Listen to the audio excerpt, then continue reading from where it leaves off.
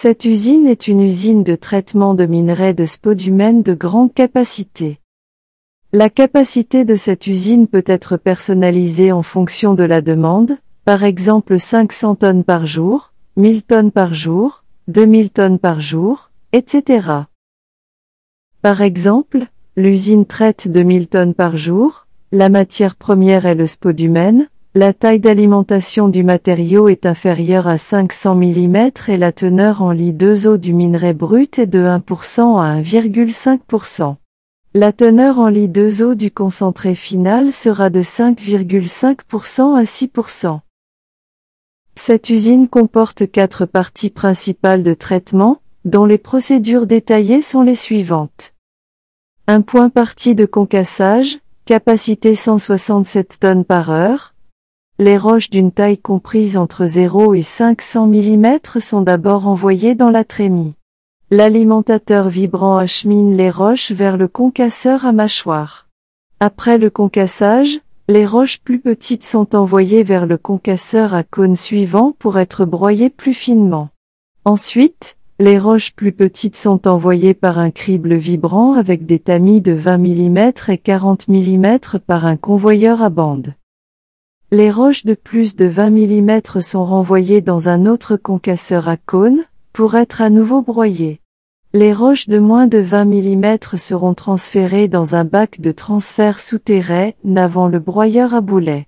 Étant donné que votre capacité de traitement est importante, les roches produites seront en grande quantité après les heures, et la capacité de traitement de la partie broyage est inférieure à celle de la partie concassage. Par conséquent, d'après notre expérience, nous vous suggérons d'aménager un espace souterrain pour le stockage en tant que lieu de transfert.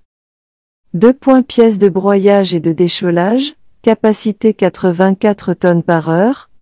Nous installerons un alimentateur sous le bac de transfert. Il enverra les roches dans la trémie avant le broyeur à boulet. Elles seront ensuite transférées uniformément vers le broyeur à boulet par l'alimentateur à vibration électromagnétique situé sous la trémie. Le broyeur à boulet broie les roches de moins de 20 mm à une granulométrie de 0 à 1 mm 70% à 80% de 200 mailles, environ 0,074 mm. Le broyeur à boulet est associé à un classificateur en spirale. Votre capacité étant importante, nous vous suggérons d'utiliser 2 ensembles de broyeurs à boulet. Nous suggérons ici d'utiliser 2 ensembles de broyeurs à boulet et 2 ensembles de classificateurs en spirale pour obtenir un meilleur effet de broyage. Les matériaux de 0 à 0,074 mm sont acheminés vers le classificateur, qui renvoie ensuite les matériaux de plus de 0,074 mm vers le broyeur à boulet pour les broyer à nouveau. Les matériaux de 0,074 mm vont dans un réservoir à boue, et sont transférés vers 2 groupes d'hydrocyclone pour désencrasser la boue. Si l'on utilise 2 ensembles de broyeurs à boulet et de classificateurs en spirale, nous suggérons d'utiliser un total de 4 ensembles de groupes d'hydrocyclone pour le décholage.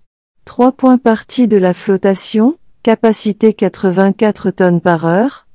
La boue provenant des groupes d'hydrocyclone est acheminée vers 2 séries de réservoirs de mélange. Si vous utilisez auparavant 2 séries de broyeurs à boulet, vous aurez besoin de 4 séries de couves de mélange. Il faut ajouter des produits chimiques dans les couves. Ensuite, la pulpe est acheminée vers les machines de flottation et commence l'enrichissement du Li2O concentré.